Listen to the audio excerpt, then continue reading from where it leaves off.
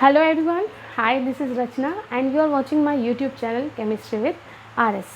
आज आपके लिए मैं एक बेसिक वीडियो लेकर आई हूँ केमिस्ट्री से रिलेटेड, क्योंकि आप सबकी डिमांड थी कि मैम बहुत सारे बच्चों ने कहा कि मैम बेसिक कॉन्सेप्ट्स हमारे बहुत स्ट्रॉन्ग नहीं हैं, वीक हैं, तो प्लीज़ आप बेसिक से स्टार्ट कीजिए।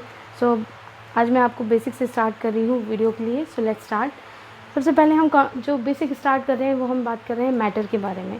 तो हम सभी जानते हैं कि वटेवर जो कुछ भी हमारे आसपास है, अगर मैं आपसे कहूँ कि क्या है, हवा है, पानी है, सॉलिड चीज़ें हैं, जो कुछ भी है हमारे आसपास, जो कुछ भी आप देखते हैं, जो कुछ भी आप महसूस कर सकते हैं, देख सकते हैं, आप टच कर सकते हैं, फील कर सकते हैं, ये सब चीज़ें क्या हैं।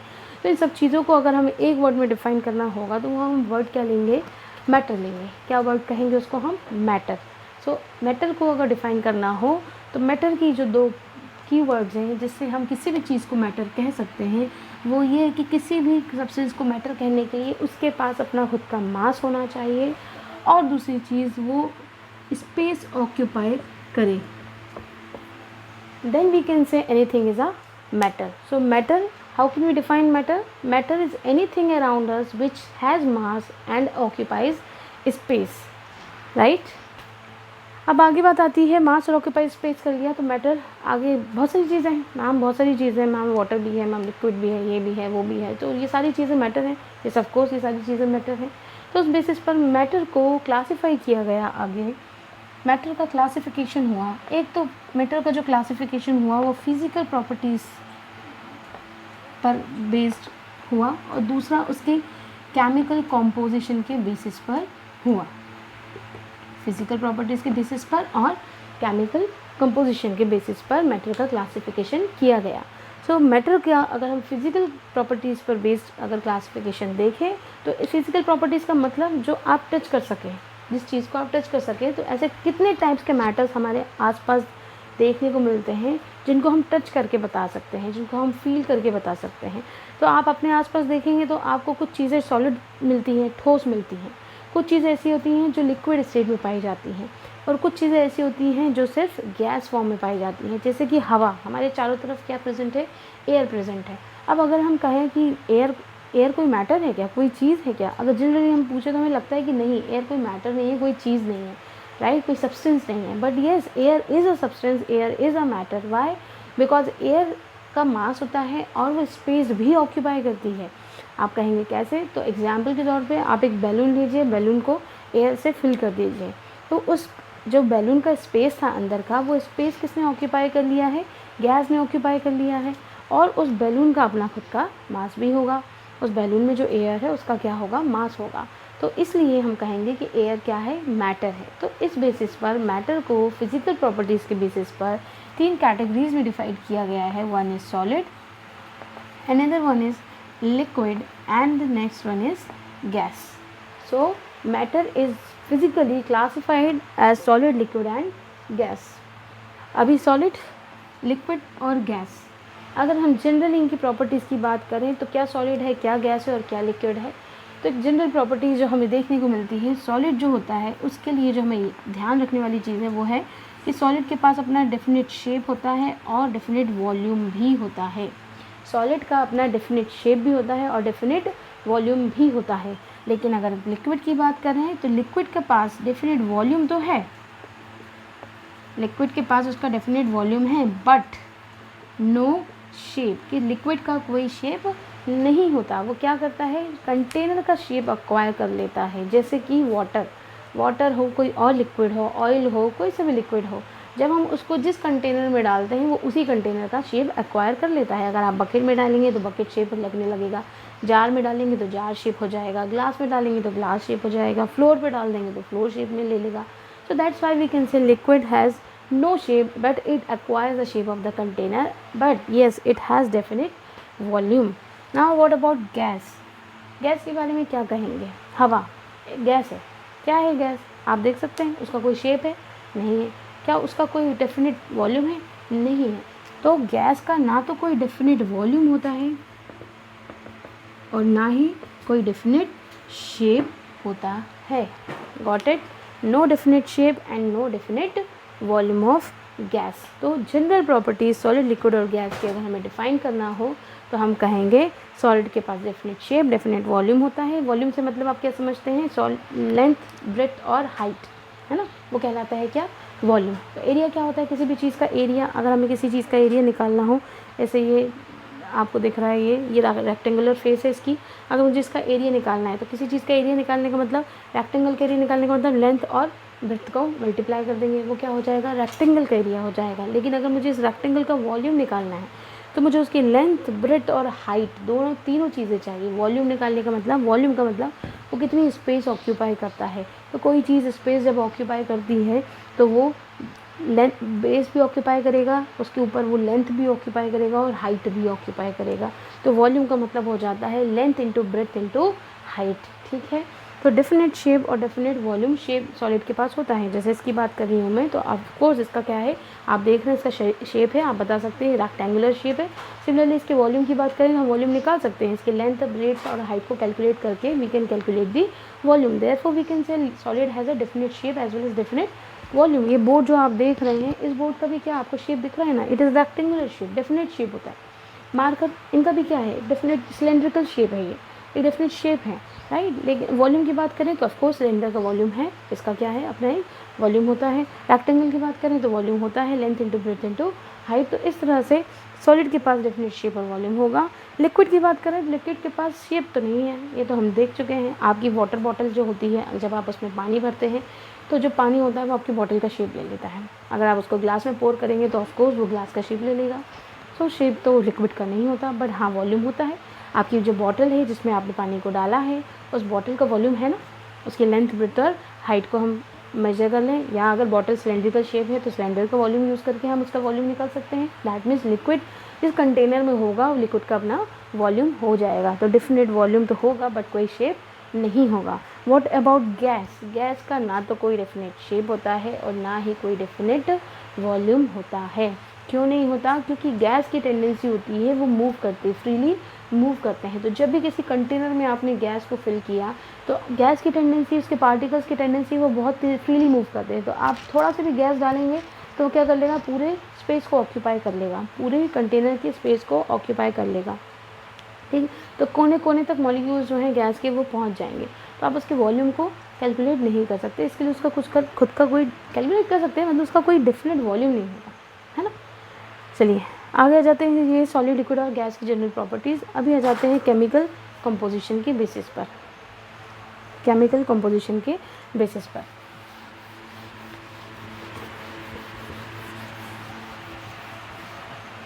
केमिकल कंपोजिशन की बात करें अगर हम मैटर के केमिकल कंपोजिशन, तो मैटर को केमिकली क्लासिफाइड किया गया है, सॉलिड क्लासिफाइड किया गया है into element, compound and mixture. Chemically matter को, या मैं अगर कहूँ तो प्योर सब्सटेंस और मिक्सचर, प्योर सब्सटेंस और मिक्सचर, इन दो कैटेगरी में मेनली किसी भी मैटर को क्लासिफाइड किया गया है, प्योर सब्सटेंस में और मिक्सचर में। तो अब बात आती है प्योर सब्सटेंस क्या है और मिक्सचर क्या है। प्योर सब्सटेंस क्या है, किसी भी कोई सब्सटेंस जो भी हमारे आसपास दिख रहा है दैट इज़ अ सब्सटेंस। अब वो सब्सटेंस प्योर कब होगा, वो सब्सटेंस प्योर तब होगा जब वो एक ही तरह के पार्टिकल से, एक ही तरह के सब्सटेंस से मिलकर बना होगा, ठीक है। तब हम कहेंगे कि वो सब्सटेंस जो है वो क्या है, प्योर सब्सटेंस है। दैट मीन्स प्योर सब्सटेंस के केस में हम लिख सकते हैं it is made of only one kind of atom या फिर पार्टिकल्स या फिर सब्सटेंस। जब ये किसी एक ही तरह की चीज़ से मिलके बना होगा तब हम उसको कहेंगे, वो सब्सटेंस को कहेंगे कि वो प्योर सब्सटेंस है।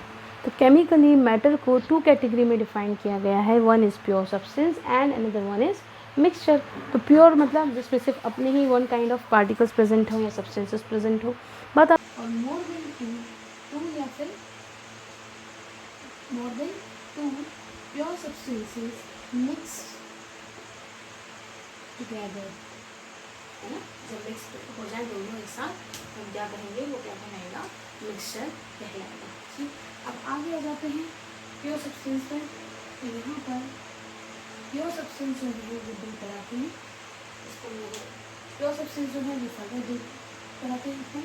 One is element and another one is compound.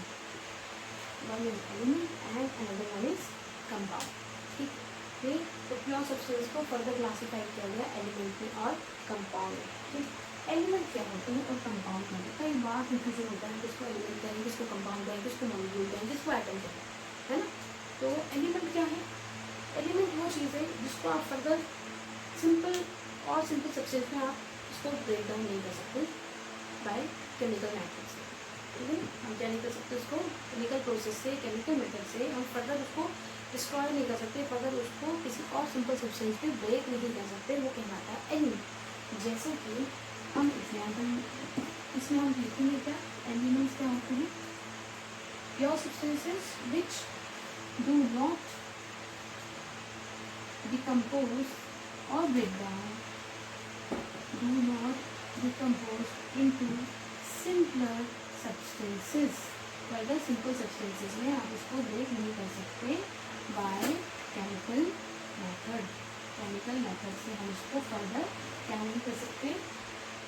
Chemical method की बात करते हैं क्योंकि केमिकल कंपोजिशन में आता है ना, इसलिए मैं कहता हूँ केमिकल कंपोजिशन देखते हैं. तो हम केमिकल मेथड से किसी एलिमेंट को और सिंपल सब्सटेंस में ब्रेक नहीं कर सकते. ऐसे सब्सटेंस को हम कहेंगे एलिमेंट. तो ऐसे कौन से हैं. एग्जाम्पल के तौर पर आपको पता ही है बेहतर एलिमेंट पीरियोडिक टेबल जितने भी हैं सारे के सारे एलिमेंट ही तो हैं. कार्बन है, नाइट्रोजन है, ऑक्सीजन है, फ्लोरीन है. अगर मैं आपसे कहूँ कि ऑक्सीजन जो है वो ऑक्सीजन एलिमेंट उसको और फर्दर ब्रेक कर लें तो नहीं कर सकते. केमिकल सब्सटेंस से ऑक्सीजन को फर्दर ब्रेक कर लें तो नहीं कर सकते केमिकल मेथड से. फ्लोरीन को अगर बात करें, किसी गैस की अगर बात करें, है ना, तो इन सबको आप फर्दर ब्रेक नहीं कर सकते. बोरॉन की, सोडियम की, ये सब एलिमेंट्स हैं अपने प्योरेस्ट फॉर्म में. एलिमेंट क्या होता है अपना प्योरेस्ट फॉर्म होता है, सबसे प्योर फॉर्म होता है अपने सब्सटेंस का प्योर फॉर्म में जिसको आप फर्दर सिंपल सब्सटेंस में ब्रेक नहीं कर सकते. फिर बात आती है कंपाउंड की. कंपाउंड क्या है. अभी कंपाउंड कब बनेंगे. कंपाउंड कब बनेंगे जब दो डिफरेंट एलिमेंट्स कंबाइन हो जाए. दो डिफरेंट एलिमेंट्स को हम क्या करें कंबाइन कर दें फिक्स्ड प्रोपोर्शन में. इसमें एक फिक्स्ड प्रोपोर्शन में. ठीक. तो दो डिफरेंट एलिमेंट्स को कंबाइन कर दिया जाए एक फिक्स्ड प्रोपोर्शन में तो क्या कहलाता है कंपाउंड कहलाता है. Very important line fix proportion. ये बड़ा इंपॉर्टेंट है. फिक्स प्रोपोर्शन आपको दिया होना चाहिए कि किसी भी चीज़ जो कंपाउंड होता है उसका प्रोपोर्शन जो होता है वो हमेशा फिक्स होता है. अब प्रोपोर्शन का मतलब क्या है, रेशियो का मतलब क्या है. प्रोपोर्शन मतलब एक तरह का रेशियो की बात कर रहे हैं. तो यहाँ पर हम कैसे करेंगे फिक्स प्रोपोर्शन की बात. देखिए आगे में क्या होता है फिक्स प्रोपोर्शन. तो मैं एक एग्जाम्पल ले लेती हूँ कंपाउंड का. एक एग्जाम्पल ले लीजिए कंपाउंड का. वो क्या है वाटर. पहले लिखा है वाटर ले लेते हैं. अगर मैं आपसे पूछूं कि वाटर के एलिमेंट्स कॉन्स्टिट्यूएंट एलिमेंट्स क्या है. वाटर के कॉन्स्टिट्यूएंट एलिमेंट्स क्या है. अब कॉन्स्टिट्यूएंट एलिमेंट्स क्या होते हैं जिनसे मिलकर वो बना है. वो क्या कहलाएंगे कॉन्स्टिट्यूएंट एलिमेंट्स कहलाएंगे. जिस भी चीज़ से मिलकर कोई चीज़ बनी है, एक नया प्रोडक्ट बना है तो वो जो जिस चीज़ों से मिलकर बना है वो उसको क्या कहलाएंगे कॉन्स्टिट्यूएंट पार्टिकल्स कहलाते हैं, कॉन्स्टिट्यूएंट एलिमेंट्स कहलाते हैं. तो वाटर के लिए आपको यहाँ पे दिख रहा है दो सिंबल्स दिख रहे हैं. एक हाइड्रोजन दिख रहा है, दूसरा ऑक्सीजन दिख रहा है. दिख रहा है ना. एक वाटर के फॉर्म में आपको एक हाइड्रोजन दिख रहा है और दूसरा ऑक्सीजन दिख रहा है. तो हम ये कहेंगे कि वाटर में जो कॉन्स्टिट्यूएंट एलिमेंट्स हैं वो है हाइड्रोजन और ऑक्सीजन. ये कॉन्स्टिट्यूएंट एलिमेंट्स हैं. इन कॉन्स्टिट्यूएंट एलिमेंट्स को जब कंबाइन किया गया तो कंबाइन करके हमें क्या मिला वाटर मिला. तो वाटर को हमने क्या कहा वाटर इज अ कंपाउंड. क्यों कहा हमने वाटर को कंपाउंड. क्योंकि दो डिफरेंट एलिमेंट्स कंबाइन हुए. कौन कौन से. एक हाइड्रोजन और दूसरा ऑक्सीजन. ठीक है. हाइड्रोजन और दूसरा ऑक्सीजन एलिमेंट कंबाइन हुए. अब ये कंबाइन तो हुए लेकिन उनका प्रोपोर्शन फिक्स रहना चाहिए. प्रोपोर्शन क्या होना चाहिए फिक्स होना चाहिए. अब इससे क्या मतलब है प्रोपोर्शन का मतलब क्या.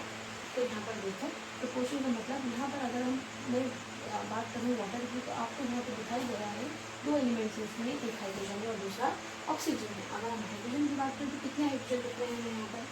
कितने हाइड्रोजन दिख रहे हैं. तो हमने H2O के सामने हमें कितने हाइड्रोजन दिख रहे हैं. दो हाइड्रोजन दिख रहे हैं ना. तो हम ये कहेंगे कि जो हाइड्रोजन है वो कितने हैं दो है. ऑक्सीजन यहाँ पर कितने दिख रहे हैं वन. ऑक्सीजन इस फॉर्मूले में ऑक्सीजन कितने दिख रहे हैं वन है ना. किसी को टू तो नहीं दिख रहा. ये टू तो नहीं दिख रहा ना. नहीं टू नहीं है ना. हाइड्रोजन के साथ क्या है ऑक्सीजन के साथ कोई नंबर नहीं है. इसका मतलब ऑक्सीजन कितना है नंबर वन है. ठीक. तो ऑक्सीजन का नंबर कितना है वन है. अब अगर इसका रेशियो निकालें तो 2:1 यानी कि बाय वॉल्यूम कितना वॉल्यूम हाइड्रोजन का कितना वॉल्यूम ऑक्सीजन का लिया गया ताकि वाटर मॉलिक्यूल बने। तो बाय वॉल्यूम हम कहेंगे हाइड्रोजन का 2 एटम और ऑक्सीजन का 1 एटम जब कंबाइन होगा तो वो क्या बनाएंगे, वाटर मॉलिक्यूल बनाएंगे। ठीक है, समझ में आया? तो बाय वॉल्यूम निकालेंगे, है ना। अब हम बात कर रहे हैं इसी की प्रोपोर्शन की बात कर रहे हैं। अब बाय मास की बात कर रहे हैं, किसकी बात कर रही हूँ, बाय मास। बाय मास का मतलब अब हम इन जो एलिमेंट्स जिनसे मिलकर कंपाउंड बना है उस एलिमेंट का मास रेशियो निकालना है। तो हाइड्रोजन का एटॉमिक मास होता है 1 और ऑक्सीजन का, एक ऑक्सीजन एटम का एटॉमिक मास होता है 16। क्या होता है 16। तो 1 और 16 का रेशियो कितना हो जाएगा, 1:16। लेकिन यहाँ पर आप क्या देख रहे हैं, इस फॉर्मूले में हाइड्रोजन कितने हैं, 2 थे, इसलिए पहले हम इसको किससे मल्टीप्लाई करेंगे, 2 से। और यहाँ पर ऑक्सीजन कितना है, 1। तो यहाँ पे बन जाएगा 2:2:16। सिंप्लीफाई करें इस रेशियो को, 2:2 2/16, यानी कि रेशियो कितना आ गया इसमें 1:8। हाइड्रोजन और ऑक्सीजन का बाय मास जो रेशियो निकला वो कितना आया, 1:8 आया। तो कहने का मतलब क्या है, कहने का मतलब ये है कि वाटर एक कंपाउंड है। हमने क्यों कहा वाटर को कंपाउंड, हमने वाटर को कंपाउंड इसलिए कहा है क्योंकि पहली बार वाटर 2 डिफरेंट एलिमेंट से कंबाइन होकर बना है। सेकेंड थिंग, जब वो कंबाइन हुए तो उनका रेशियो जो है फिक्स है। अब फिक्स रेशियो का मतलब ये हो गया कि आप कहीं से भी वाटर ले आएंगे, सोर्स वाटर का कुछ भी हो, रेन वाटर हो, सी वाटर हो, पोंड वाटर हो, रिवर वाटर हो, लेक वाटर हो, वाटर फिल्टर वाटर हो, कोई सा भी वाटर हो, जब भी वाटर मॉलिक्यूल वाटर कंपाउंड बनेगा, जब भी बनेगा तब वो हमेशा हाइड्रोजन और ऑक्सीजन से कंबाइन होकर बनेगा। और जब हाइड्रोजन और ऑक्सीजन बाय मास यानी कि कितना मास हाइड्रोजन और ऑक्सीजन का कंबाइन होगा तो वो हमेशा 1:8 के रेशियो में कंबाइन होंगे। मतलब 1 ग्राम अगर हाइड्रोजन लेंगे तो 8 ग्राम क्या लेंगे, ऑक्सीजन। समझ में आया? तो बाय मास में हुआ। और अगर बोले कि कितना वॉल्यूम लिया जाए हाइड्रोजन और ऑक्सीजन का, तो वॉल्यूम मतलब कितने नंबर ऑफ एटम्स उस वाटर के कंपाउंड में प्रेजेंट है। तो हाइड्रोजन का 2 और ऑक्सीजन का 1। क्लियर, समझ में आया? तो ये कहेंगे कंपाउंड के बारे में। ठीक, अच्छा कंपाउंड में अगर मैं आपसे कहूँ कि वाटर को हम केमिकली ब्रेक कर सकते हैं सिंपल सब्सटेंसेस में, मतलब वाटर को हम वापस किसमें ले आए, उसके कॉन्स्टिट्यूएंट एलिमेंट्स में कन्वर्ट करें। वाटर को हम वापस से कन्वर्ट कर रहे हैं किसमें, उसके कॉन्स्टिट्यूएंट एलिमेंट्स में, तो कर सकते हैं ना। वाटर को हम इसके केमिकली कॉन्स्टिट्यूएंट एलिमेंट्स में कन्वर्ट कर सकते हैं with the help of electrolysis. किसकी हेल्प से, इलेक्ट्रोलिसिस की हेल्प से। तो वाटर के अगर इलेक्ट्रोलिसिस करा दी जाए, वाटर की क्या करा दी जाए, इलेक्ट्रोलाइसिस करा दी जाए, तो वाटर वापस से कन्वर्ट हो जाएगा किसमें, हाइड्रोजन और ऑक्सीजन में। ठीक है, वाटर की इलेक्ट्रोलिसिस करा दी, यानी कि हमने क्या किया, उसकी केमिकल मेथड से हमने क्या कर रहे हैं, वाटर को स्प्लिट कर रहे हैं। तो यहाँ पर ये डिफरेंस है एलिमेंट और कंपाउंड में। एलिमेंट को आप केमिकल मेथड से और सिंपल सब्सटेंस में ब्रेक नहीं कर सकते, जैसे हाइड्रोजन, ऑक्सीजन, नाइट्रोजन, ये सब क्या है, एलिमेंट्स है। लेकिन कंपाउंड की अगर हम बात करें तो डेफिनेटली हम कंपाउंड को, क्योंकि कंपाउंड में डिफरेंट एलिमेंट कंबाइन होकर बना है और फिक्स प्रोपोर्शन में मिलकर बना है, तो हम वाटर को स्प्लिट कर सकते हैं, ब्रेक कर सकते हैं उसके सिंपल कॉन्स्टिट्यूएंट्स में by the help of electrolysis, right. तो this is the definition for element and compound. तो प्योर सब्सटेंस दो तरह के होते हैं, one is element and another one is compound.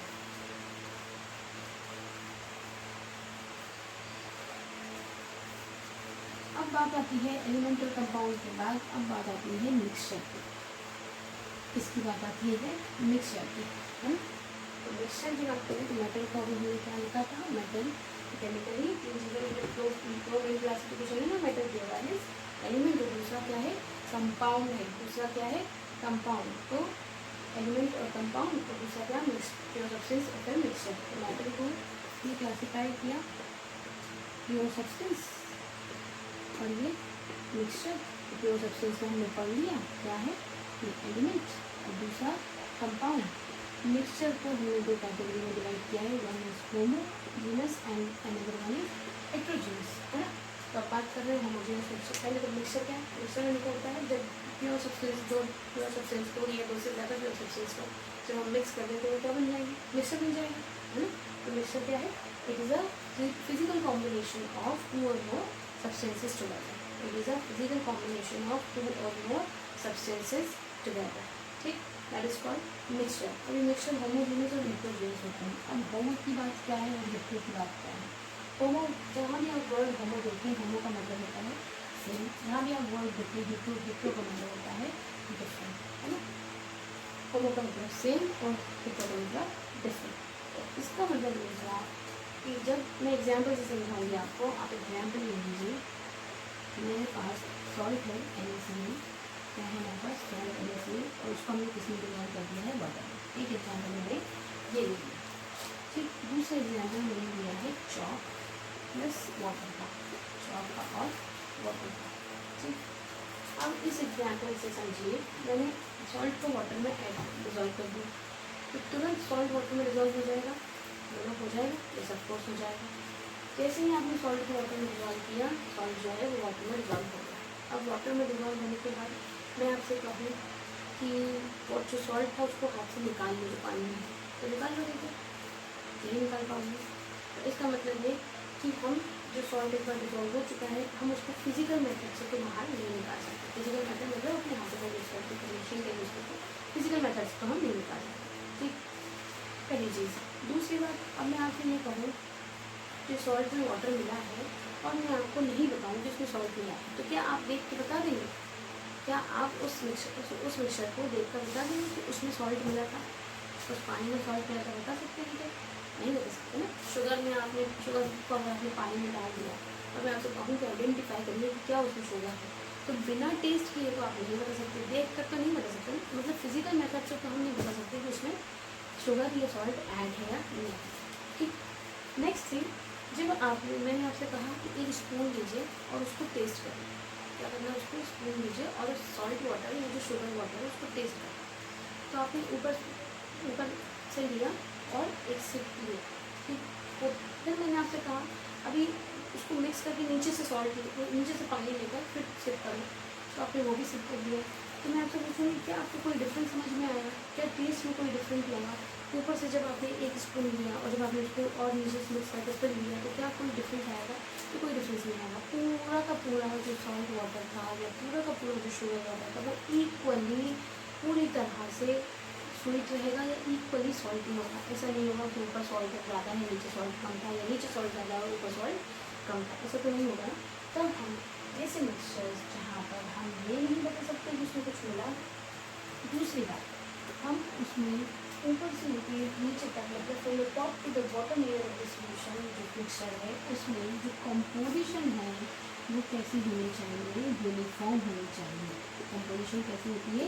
Uniform. Composition uniform का मतलब इक्वली डिस्ट्रीब्यूटेड, जो उसमें आपने ऐड किया है वो पूरी तरह से इक्वली डिस्ट्रीब्यूटेड है ऊपर से लेकर नीचे तक. तो अगर हमारे पास ग्लास है, इस ग्लास में आपने वाटर डाला था, उस वाटर में लेकर लगेगा सॉल्ट, तो यहाँ से लेकर यहाँ तक पूरा का पूरा इक्वली सॉल्टी होगा वाटर. मतलब सॉल्ट जो था वो पूरी तरह से यूनिफॉर्मली डिस्ट्रीब्यूट हो चुका है. Such a mixture where composition is uniform throughout the mixture is called homogeneous mixture. क्या कहलाते हैं ये? homogeneous mixture. और इन्हीं को कहते हैं हम homogeneous mixture को भी हम कहते हैं solution. क्या कहते हैं? solution. तो हम कैसे डिफाइन करेंगे solution को? solution is a homogeneous mixture where solute is uniformly distributed throughout the solution. Or we can say homogeneous mixture is such a mixture where composition is uniform throughout the solution. समझ में आया? वो कहलाएगा homogeneous mixture. अब बात करते हैं chalk और water. chalk और water की बात करें तो chalk जैसे आपने फिर से एक गिलास पानी लिया, अब उसमें आपने मैंने आपसे कहा कि उस एक गिलास पानी में क्या मिला दो? chalk मिला दो. क्या मिला दो? chalk मिला दो. ठीक है, चौक मिला दो. ये कहीं कई बच्चे कहीं मैडम चौक कहाँ से लाए? हम तो हमारे पास चौक नहीं है. तो ठीक है, आपके घर में आटा है, आटा तो होगा, तो आटे को मिला दो. 1 चम्मच फ्लावर लो, उस फ्लावर को मिला दो उसमें. तो क्या होगा? उस पानी में ना जाके मम्मा को दिखा देगा, मम्मा इसमें देखो ये पानी पी लो. मम्मा तुम्हें तेल डाल के मिला दो. क्यों देगी? क्योंकि मम्मा को दिखाई देगा ना कि उसमें पानी नहीं है, उसमें पानी में तुम कुछ मिला के लेकर आए, दिखाई देगा. बस वही बात, वही तो हेट्रोजीनियस मिक्सचर है.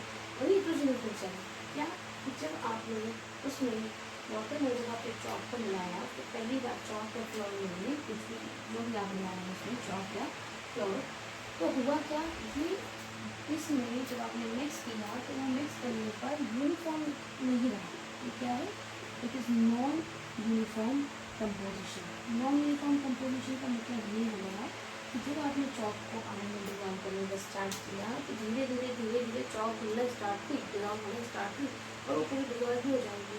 लेकिन कुछ देर बाद वो आप देखेंगे डिजॉल्व होगी, वो पूरे पानी में डिजॉल्व हो जाएगी। और जब आप उसको ऐसे के ऐसे छोड़ देंगे थोड़ी देर के लिए तो वो पूरी की पूरी जो चॉक है ऊपर से कहाँ आके सेटल हो जाएगी, यहाँ पर नीचे आके सेटल हो जाएगी, यहाँ पर हो जाएगी। ऐसे ही होगा। ऐसे आटा लीजिए, आप आटा पानी में डिजॉल्व कर दीजिए तो वहाँ पर भी क्या होगा, वो भी यही है। आपने आटा लिया, पानी में डिजॉल्व किया तो पूरा पानी आटे में सफ़ेद देखने लगा। लेकिन धीरे धीरे थोड़ी देर बाद क्या होगा, तुम जाओ बिल्कुल डिस्टर्ब मत करो वाटर को, तो वो धीरे धीरे थोड़ी देर तक पूरा का पूरा फ्लोर जो है वो सारा का सारा कहाँ आ जाएगा, नीचे आके सेटल हो जाएगा, है ना। तो हम कहेंगे ऐसे उसमें हुआ क्या, जो सोलूट आपने मिलाया है, सब्सटेंस आपने मिलाया है वो पूरी तरह से यूनिफॉर्मली मिक्स नहीं हो पाया, नीचे आके सेटल हो गया। ऐसे मिक्सचर्स को हम कहेंगे नॉन यूनिफॉर्म, सॉरी ऐसे मिक्सचर्स को हम कहेंगे हेट्रोजीनस mixtures। क्या कहेंगे उनको? heterogeneous mixtures। So how will you define heterogeneous mixture? Heterogeneous mixture is a mixture which has non-uniform composition, which has non-uniform composition. Homogeneous mixture is a mixture which has uniform composition। ठीक। और homogeneous mixture को हम क्या कहते हैं? solution कहते हैं। So solution is a homogeneous mixture। ये आई होप समझ में आएगा आपको, इतना क्लियर हो रहा है ना। थोड़ी सी और इन्फॉर्मेशन मैं आपको दूँगी इसमें, इसी में जो दो एग्जाम्पल लिए गए हैं। तो सोल्यूशन की बात कर रहे हैं, सोल्यूशन का हमने क्या बोला, होमोजेनियस है। अब ये जो हेट्रोजीनियस है ना, ये जो हेट्रोजीनियस, ये वाला जो नॉन यूनिफॉर्म कंपोजिशन वाला हेट्रोजीनियस जो है दो कैटेगरी में फर्दर डिवाइड होती है। एक को कहते हैं कोलाइड और दूसरे को कहते हैं सस्पेंशन। हेट्रोजीनियस मिक्सचर दो तरह के होंगे, कौन कौन से? वन इज कोलाइड, दूसरा सस्पेंशन। अभी बोलेंगे मैडम अब कोलाइड क्या होता है, सस्पेंशन क्या होता है, कैसे पहचानेंगे कोलाइड क्या, सस्पेंशन क्या? कोलाइड और सस्पेंशन आपको समझ में आए तो किसी भी एग्जाम्पल ले लेते हैं, है ना। कोलाइड का एग्जाम्पल बहुत सारे एग्जाम्पल है, फॉग है, मिल्क है। Suspension sand plus water, sand plus water, chalk plus water, मतलब क्या है सस्पेंशन के एग्जाम्पल। अब इन दोनों में अगर मैं आपसे पूछूँ कि बताओ डिफरेंस, आप तो सिर्फ ये एग्जाम्पल समझ के बताना है कि क्या डिफरेंस है।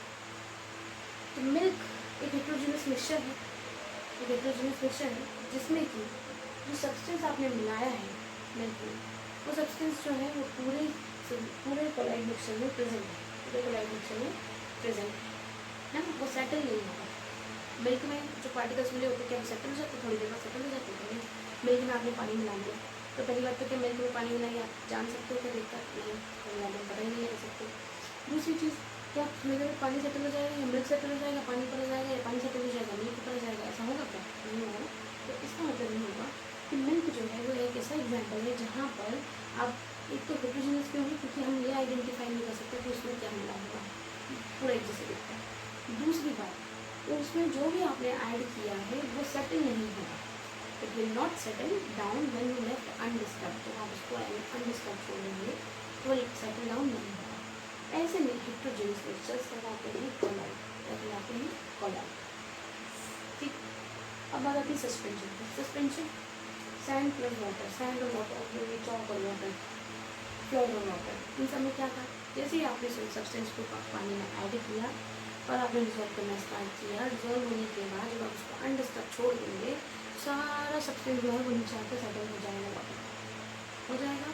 तो ऐसे पार्टिकल्स, ऐसे मिक्सचर जहाँ पर जो सब्सटेंस के पार्टिकल्स हैं सेटल हो जाए, जो आपने ऐड किया है सोल्यूट वो सेटल हो जाए, ऐसे पार्टिकल ऐसे मिक्सचर कहलाते हैं सस्पेंशन। क्या कहलाते हैं? सस्पेंशन। तो हेट्रोजीनियस दो कैटेगरी के, one is colloid and other one is suspension. समझ में आ गया। और सोल्यूशन क्या था? होमोजीनियस। सोल्यूशन क्या है? Homogeneous mixture. ठीक है, तो यहाँ तक खत्म होता है बेसिक्स ऑफ मैटर। मैटर का अगर बेसिक समझना था हमको तो हमने ये समझ लिया कि मैटर का जो बेसिक है वो क्या है।